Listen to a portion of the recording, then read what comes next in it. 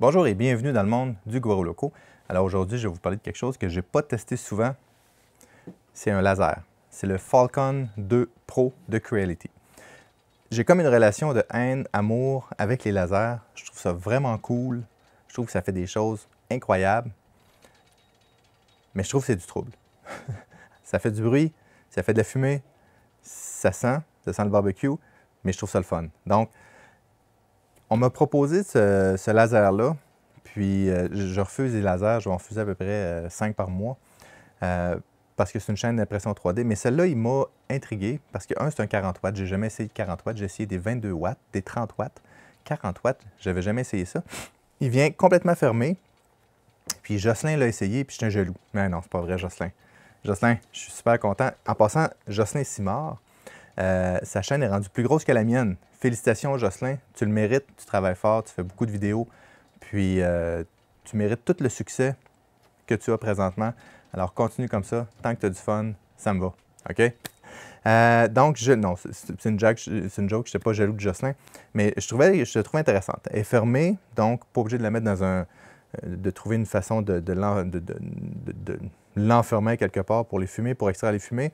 Elle a une vue 360. Je trouvais qu'elle avait des belles options. Je me suis dit, je vais l'essayer. Puis, j'ai eu du fun. J'ai vraiment eu du fun à l'essayer. Puis, je vais la garder, puis je vais l'utiliser. Je vais la mettre dans le garage pour les fumées, puis je vais me faire une sortie permanente pour les fumées. Là, présentement, ce que j'ai fait, c'est que j'ai imprimé une grille, puis je fais juste mettre un plexiglas comme c'est ici dans ma vitre, puis ça extrait les fumées, puis ça les extrait bien. Donc, c'est juste qu'après, il faut que je l'enlève, parce que sans ça, le vent rentre de dehors, rentre là-dedans, puis il faudrait que je mette un clapet, parce que bref, c'est ça, mais ça fonctionne bien. Le système d'extraction de fumée fonctionne bien. Donc, on va faire le tour au complet. Vu que je ne fais pas souvent des lasers, je me suis dit, on va faire le tour au complet, puis vous allez avoir mon avis de néophyte, alors de quelqu'un qui ne connaît pas beaucoup ça. Mon ami Jocelyn m'a donné 2-3 trucs. Il m'a donné des sites pour aller voir, pour télécharger différents modèles, des choses de même. J'ai écouté ses vidéos avant de le recevoir, avant de le monter aussi. Puis, je vous invite fortement à aller voir ses vidéos. Je vais la mettre dans les notes de la description. Donc, si vous voulez avoir le côté technique, le montage, tout ça, vous allez le voir. Donc, mais moi, je vais vous faire un overview de ça, puis je vais vous parler vraiment de mon expérience avec ce laser-là, excusez-moi. Puis, si vous voulez acheter un laser, si c'est un bon choix ou non. Donc, commençons par les avertissements. Alors, c'est un laser. Puis, avant de l'utiliser, lisez bien les instructions au complet pour ne pas faire d'erreur, pour ne pas mettre le feu dans votre laser ou pour ne pas vous briser les yeux. OK? Toujours l'avoir sous surveillance. Ne laissez jamais un laser en fonction sans surveillance. La pièce peut prendre en feu, il peut arriver quelque chose. Bref, OK? Soyez toujours proche, puis ayez un détecteur de fumée pas loin aussi. Ensuite de ça, travaillez toujours dans un endroit bien ventilé. Mettez pas ça dans un armoire ou dans un garde-robe pour la faire travailler parce que ça fait du bruit, les ventilateurs font du bruit. Mettez-le dans un endroit, par exemple, comme un garage, au sous-sol, une pièce bien ventilée, au-dessus, sur le four, là, sur la cuisinière avec la hotte allumée, ce genre de truc-là. Toujours l'avoir sous les yeux dans un endroit bien ventilé. Aussi, ayez une solution pour évacuer les gaz et les fumées. Quand on coupe un morceau de bois, ça fait beaucoup de fumée. Si je coupe de l'acrylique, ça fait des gaz qui ne sont pas très agréables, qui sont irritants. Donc, trouvez un système pour évacuer ou filtrer les gaz. Creality en propose un que je peux brancher dessus, puis supposément qu'il n'y a pas de fumée. Il y a aussi les filtres BOFA, B-O-F-A, qui font très très bien. C'est juste les cartouches coûtent cher. Ce que j'ai vu mon ami Jocelyn qui faisait, c'est qu'il prenait son filtre, je crois que c'est un filtre Creality, il enlevait simplement le filtre en dedans, il s'est fait une cage en bois pour que ça soit scellé, puis il utilise ça pour aspirer les fumées à l'extérieur, puis c'est moins bruyant un petit peu que le ventilateur qu'il y a là, parce que le ventilateur est un petit peu bruyant. Ensuite de ça, portez toujours des lunettes, même si c'est ici, ça protège des UV, c'est supposé protéger des UV, mais mettez des lunettes, vous avez juste 2 yeux, puis vous allez les avoir toute votre vie, donc prenez-en soin si vous ne voulez pas, rendu qu'à mon âge, très avancé, que vous voyez presque plus rien parce que vous avez regardé durant 5 heures un laser une fois. Vous voyez là, soyez prudent. Okay? Essayez de ne pas regarder le laser le moins possible, même si c'est à travers de ça ou même avec des lunettes. Puis, validez tout le temps si la tête se déplace comme il faut, validez si la pièce est bien positionnée avant de partir votre job. Validez 2 fois, partez la job après. Si vous suivez ces conseils-là, ça devrait bien aller. Si vous voyez qu'il y a un fil endommagé aussi, utilisez-le pas, ce genre de truc-là. OK? Donc, on va regarder les spécifications. Alors, on peut l'avoir en 22 ou en 40 watts. Moi, j'ai le modèle 40 watts. Puis le 40 watts vient aussi avec une lentille supplémentaire, un laser supplémentaire que, je vais être franc avec vous, je n'avais même pas d'intérêt à l'essayer. C'est un 1.6 watts que je vais ouvrir à l'instant.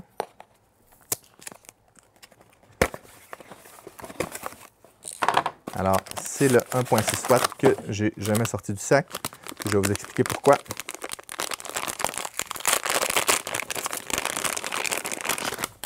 Alors, voici le laser 1.6 watts que je peux remplacer facilement. Alors, je vais juste le déconnecter puis brancher lui, puis je tombe avec un laser 1.6 watts.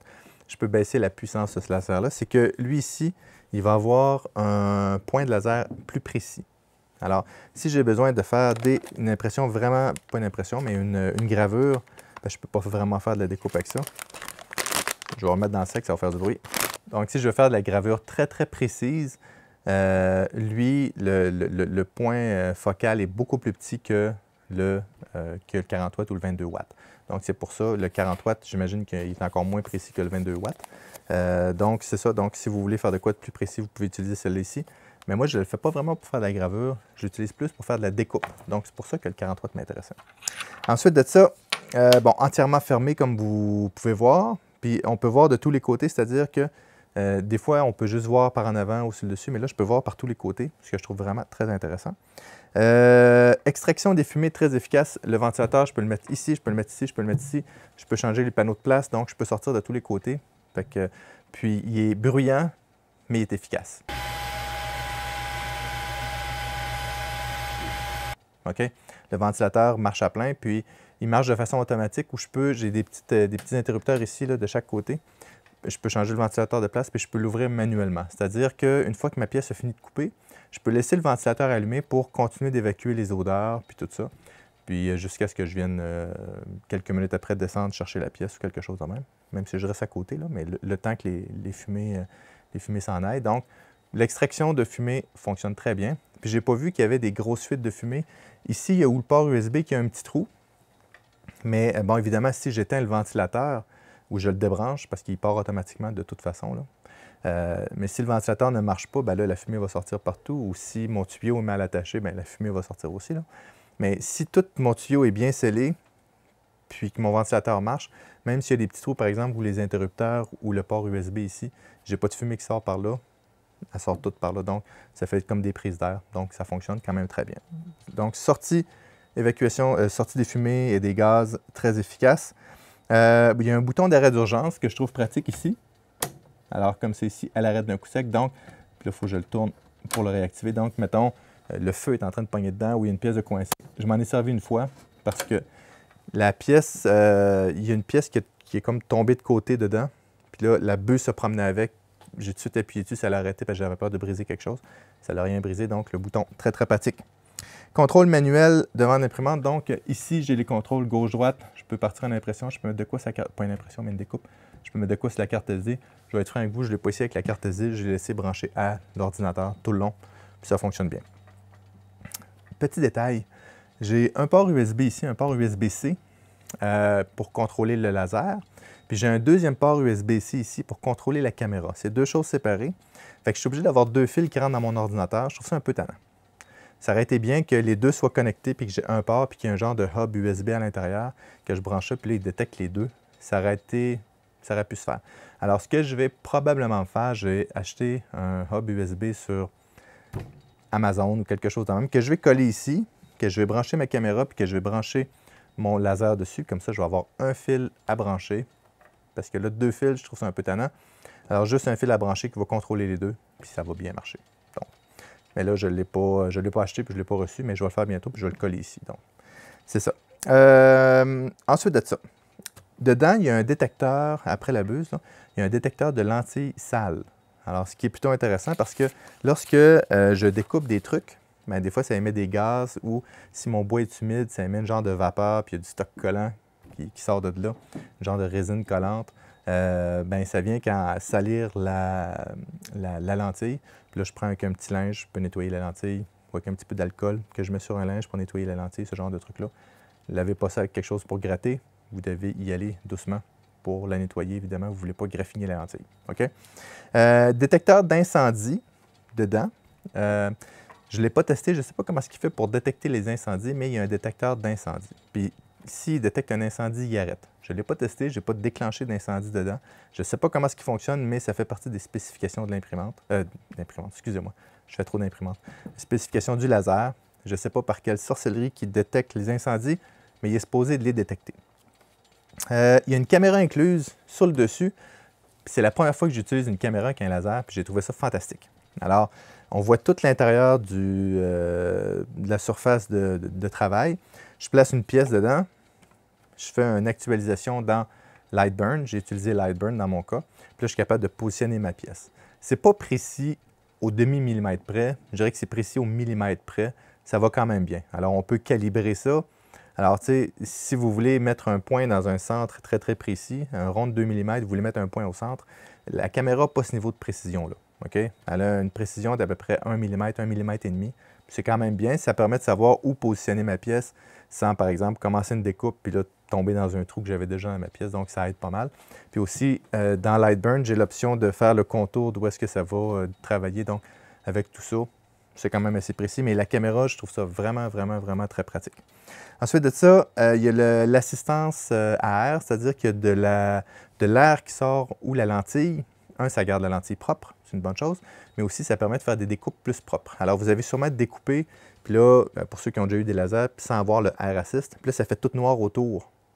Le Air Assist va rapidement éliminer les gaz, puis j'ai remarqué aussi que lorsque je découpe des gros morceaux de bois, le bois va être moins porté à brûler. On dirait que ça souffle le mini incendie qu'il y a dans le bois.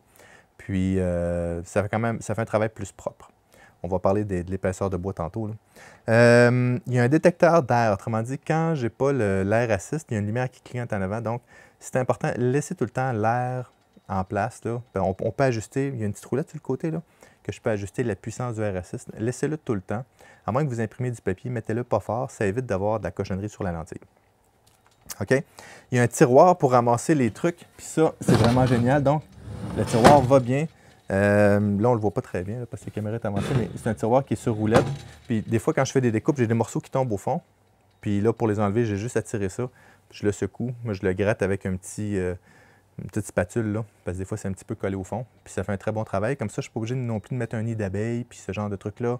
Puis là, ça tombe dans le nid d'abeille, puis ce genre de trucs-là. Donc, je trouve ça, le nid d'abeille, c'est correct, là, mais le plateau au fond, je trouve que c'est vraiment pratique.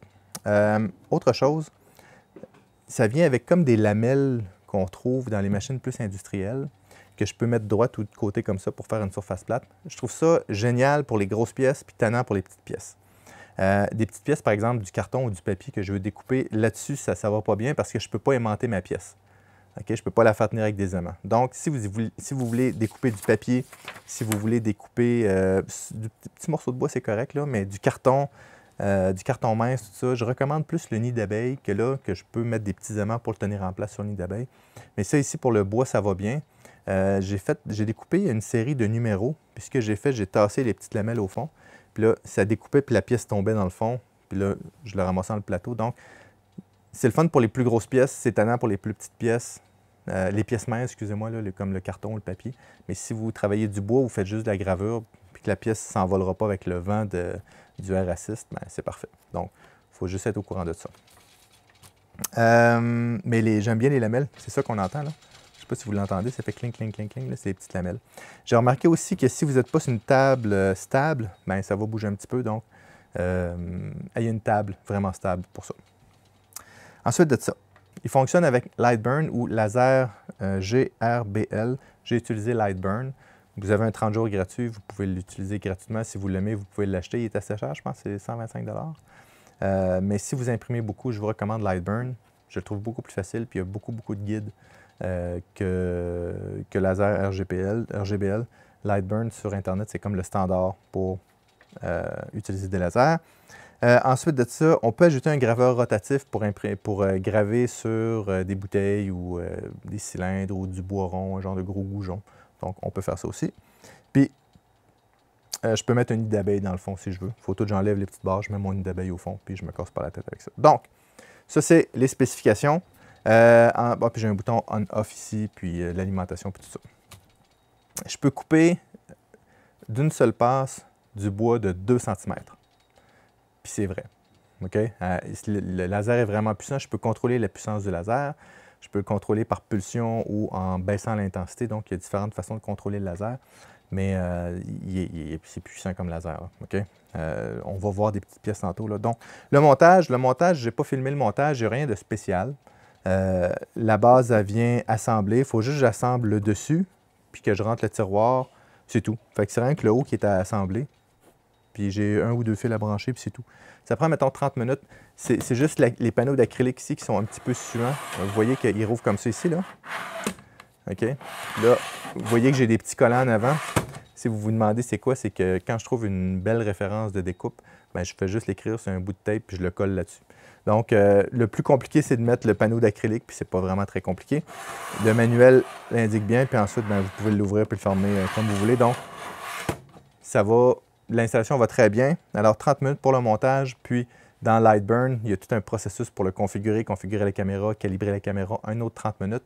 Donc, une fois que vous avez ouvert la boîte de l'imprimante, calculez que dans 1 heure, 1 heure et demie, vous allez être en mesure de pouvoir imprimer avec. OK? C'est quand même pas pire. J'ai dit imprimer encore, hein? Mais vous comprenez, je veux dire graver ou couper. Alors, je parle tout le temps d'imprimante, c'est rare, je fais des lasers.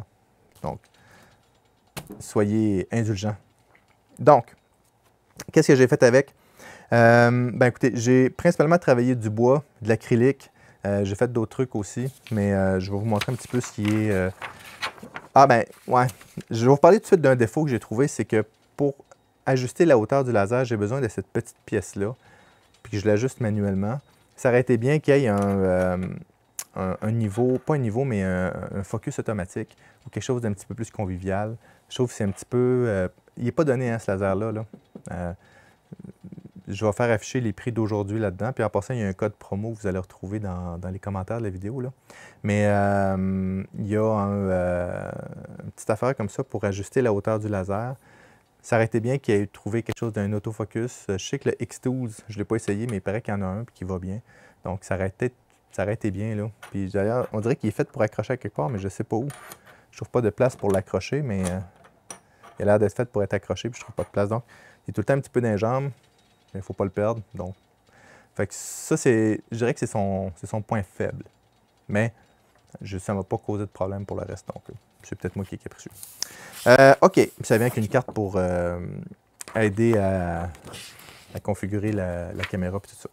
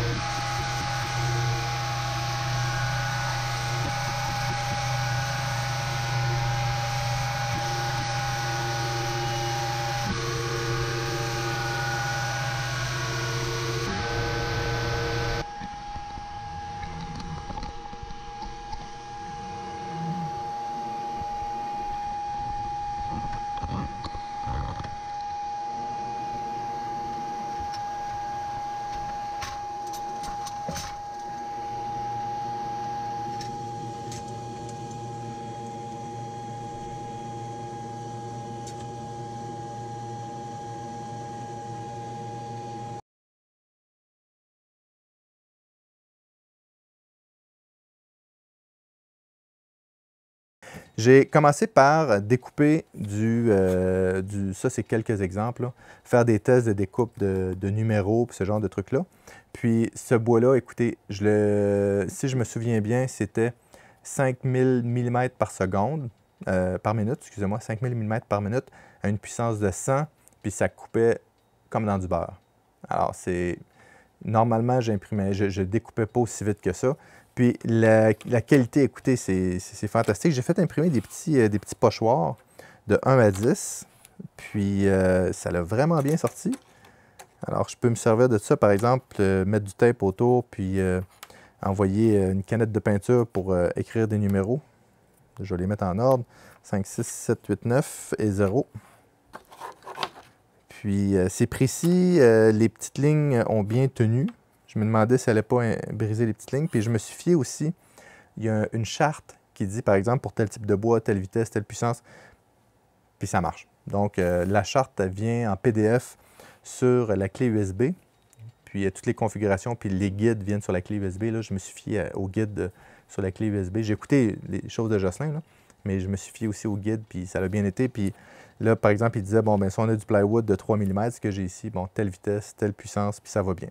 Ensuite de ça, vous écouterez la vidéo à Jocelyn, puis il y a une place qu'on peut faire des petites boîtes de même. Il faut calculer une valeur que je ne me souviens pas du nom, qui commence par K, qui dans le fond, ça calcule un petit peu l'épaisseur du laser. Moi, j'avais moins 0,10. Moi, j'avais 0,10. Puis la pièce, là, présentement, cette petite boîte-là n'est pas collée, elle est juste emboîtée. Je pourrais la coller, mais juste comme ça, elle tient super bien. Alors, une fois qu'on a configuré bon, on peut configurer la caméra, mais le curve, K-E-R-F, quelque chose de même, là, dans le fond, j'imprime une pièce mâle, une pièce femelle, puis je regarde celle qui rentre parfaitement dedans. Puis là, ça me dit si c'est à .1, .2, .3, moins .1, moins .2, moins .3. Dans la vidéo de Jocelyn, là, il explique tout parfaitement bien. Là. Je ne répéterai pas ce qu'il dit déjà. Allez le voir, je vous recommande sa chaîne. Pour les lasers, il est excellent. Ben, pour les imprimantes aussi, là, mais il est fort dans les lasers. Fait que j'ai suivi son conseil, puis ça l'a imprimé une boîte parfaitement. Ensuite de ça, je voulais imprimer dans un petit peu, je voulais découper, excusez-moi, dans un petit peu plus épais. Fait que j'ai pris c'est du pain de 2 mm. Alors j'ai fait différents essais. Puis celui-là ici, il n'a pas découpé au complet. Celui-là ici, il est découpé au complet, sauf un petit bout. Je ne sais pas pourquoi ce bout-là n'a pas découpé au complet, mais je l'ai fait en 3 passes. Puis ça l'a coupé 2 cm en 3 passes. Je ne l'ai pas mis à 100%. J'aurais pu le faire plus lentement puis le faire découper en une passe. J'ai essayé de faire de la découpe en une passe, puis ça le fait aussi, mais j'ai trouvé que le bois était un petit peu plus brûlé, puis dans le bas, il était un petit peu plus évasé. Puis ça faisait des flammes en dessous. Donc, c'était assez peurant. Fait que j'ai préféré le faire en 3 passes, un petit peu moins agressif. Mais la pièce elle rentre comme un puzzle dedans. Là. On va le rentrer par en dessous. Là. Mais elle rentre vraiment comme un puzzle. Puis il n'y a pas beaucoup de jeu. Là. Malgré que le laser est quand même gros, le focus, là, ben, on parle d'à peu près même pas 1 mm de large. Donc, c'est quand même précis pour la puissance du laser. Mais je sais avec le 1.6 watts, je peux aller encore plus précis que ça. Mais je ne veux pas faire de gravure. Là, j'ai gravé dessus le Guaro Loco, là, mais dans mon cas, c'est pour faire ce genre de truc-là, c'est pour faire de la découpe. Donc, évidemment, j'ai focusé mes tests sur la découpe. J'ai aussi fait ces petits hexagones-là qui servent absolument à rien, mais je voulais juste faire style poupée russe. Puis voir si ça rentrait bien dedans. Puis c'est encore dans du bois de 2 cm. Je vais le rentrer dedans. Et voilà. J'ai fait de l'acrylique. Alors, c'est de l'acrylique rouge transparent. Normalement, c'est assez dur à couper du fait que c'est transparent, mais du fait qu'il est rouge, j'arrive à le couper, ça imprime. Ça découpe lentement, puis il faut le mettre quand même assez très puissant, mais écoutez, c'est super précis. Je pensais que ça allait être tout fondu parce qu'il y avait des places vraiment, vraiment étroites, pas larges, puis ça ne l'a pas fondu, ça l'a juste découpé au travers, puis quand je l'ai levé, les pièces étaient complètement détachées. C'est un petit support à cellulaire comme ça ici, que je peux mettre mon cellulaire après. Puis je trouvais qu'en acrylique rouge, ça faisait bien. Donc, je peux mettre mon cellulaire comme ça, ou comme là, il est à l'envers, mais comme ça ou comme ça. Puis, ça fait bien. Fait que j'aime bien le petit acrylique rouge. Je les colle avec de la colle du cyanoacrylate. Donc, ça grave, ça découpe bien, c'est précis, il est facile à utiliser. Avec la caméra, le positionnement, je me suis dit jusqu'où je peux le pousser. Alors, j'ai pris, comme on dit dans le jargon ici au Québec, 1, 2 par 3. Puis, j'ai coupé au travers. J'ai coupé le morceau qui est ici. Je ne sais pas si c'est dans le bon sens, là. Puis, j'ai réussi à le découper. Cependant, évidemment, en arrière, ça l'a brûlé parce que je ne l'ai pas découpé intelligemment, là. Mais c'est pas fait pour découper du bois aussi épais que ça. Mais j'ai été capable quand même de découper un 2 par 3. C'est pour vous montrer comment faites pas ça en passant, c'est pas fait pour découper aussi épais que ça, là. Le laser est vraiment puissant. Puis le feu était pris en dessous, mais l'air assist éteignait le feu. Alors je voyais des flammes sortir, puis quand l'air assist se repassait dessus, ça l'éteignait. Il n'y a pas eu d'incendie, mais il y a eu de la fumée en masse là-dedans, mais ça ne sentait pas trop, non, ça sentait pas dans la maison. Donc, l'évacuation des gaz fonctionne bien, le laser est puissant, le Air Assist aide énormément. J'ai découpé du carton, je l'ai-tu avec moi? Je ne l'ai pas avec moi, mais j'ai découpé du carton avec du carton ondulé, là, 2 épaisseurs. Écoutez, ça découpe là-dedans comme dans rien, là. Ça va super bien. Puis du papier, ben, je n'ai pas d'intérêt à découper du papier, j'ai des ciseaux pour ça, mais c'est sûr que ça le fait. OK? Donc, est-ce que c'est un laser qui est puissant, qui est le fun à travailler? Absolument. Moi, ce que j'aime, c'est qu'il est tout fermé, il est tout d'une pièce. Puis pour un débutant comme moi, qui ne veut pas se casser la tête, je positionne la caméra, je positionne ma pièce là-dessus, je fais partir. Bien, j'utilise les guides qu'il y a dans le manuel, puis ça part tout seul. Je n'ai pas essayé 1000 lasers. J'en ai essayé 5, 6 peut-être, 5, 6. Mais celui-là, à date, c'est un de mes préférés. Sauf qu'il n'est pas donné. Attachez-vous bien, c'est en dollars canadiens, donc si vous êtes en Europe, bien évidemment, il faut faire le taux de change, c'est beaucoup plus bas, mais en dollars canadiens, c'est à 1500 $ pour le 22 watts. Puis si vous allez avec le 40 watts qui inclut la lentille 1.6 watts, on parle de 2230 $. C'est cher. C'est des lasers chers. OK? Pour 2000 $, je peux avoir une Bambu Lab X1C avec l'AMS puis des filaments en masse. Donc, si vous débutez dans le laser, que vous avez 2200 $ plus taxes, ça n'inclut pas les taxes, c'est une belle machine. Okay? C'est cher. Est-ce que ça vaut ça? Bien, je pense que oui. Je pense que oui parce que, 40 watts, juste les lentilles laser coûtent cher. Ensuite de ça, ça vient avec le Air Assist. Ça vient avec de l'acrylique partout autour. Ensuite de ça, les lamelles, dans le fond, c'est très professionnel. Autrement dit, mes pièces tombent. C'est comme des machines industrielles. Je trouve que c'est une mini-machine industrielle. Le fait que ça rouvre comme ça, je trouve ça juste fantastique. Ensuite de ça, je ne l'ai pas dit, mais il y a une bande de lumière à l'intérieur qui éclaire tout l'espace. On voit bien le travail. Ensuite de ça, elle est facile à utiliser. Elle est bruyante, mais ça, c'est à cause des ventilateurs. Je peux mettre un nid d'abeille dans le fond, le tiroir. Le tiroir est en métal lourd, est en métal pesant, puis ça évite aussi d'endommager ma table si je suis sur une table. Elle vient bien équipée, elle vient avec une planchette ou 2 planchettes de bois, là, tout simplement. Là. Elle ne vient pas avec beaucoup de matériaux. Peut-être pour 2200 $, j'aurais aimé ça avoir peut-être un focus automatique ou quelque chose de même. Mais c'est à peu près son seul défaut. Le bruit, puis le focus. Là. Le focus, dans le fond, il faut que je visse 2 vis. Puis là, je le monte, bien, je mets ma cale en dessous, puis là, j'accote mon laser dessus, puis là, je le resserre. C'est pas long, ça prend 30 secondes, OK? Même pas, ça prend 20 secondes, 10 secondes, mais il ne faut pas oublier de le faire. Donc, est-ce que ça vaut 2200 $? Je pense que oui, parce que c'est vraiment un gros modèle, une grosse surface. Elle est toute en métal résistante, elle vient bien équipée. Vous n'avez pas besoin d'acheter d'autres trucs autour de ça. Là. Vous n'êtes pas obligé d'acheter un enclos, vous n'êtes pas obligé d'acheter un laser pour avoir plus de précision, parce que celui-là n'est pas assez précis, par exemple. Même si je trouve qu'il est très, très précis.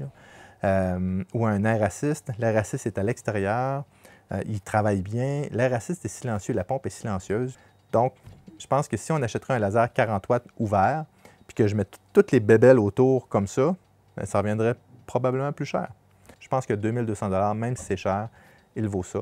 Moi, c'est sûr que je le garde pour dans le garage quand j'ai des travaux à faire. Puis je vais juste me mettre une sortie directement dehors pour ça.